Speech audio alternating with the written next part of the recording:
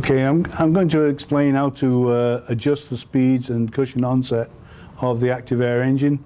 We have the three screws, the close, the open and the cushion. By adjusting the closing speed and turning the screw in, I'm reducing the speed. By turning it counterclockwise, I'm increasing the speed, opening the orifice. The same with the opening speed. By turning the screw in, I'm reducing the speed. By turning it counterclockwise, I increase the speed. The same for the cushion.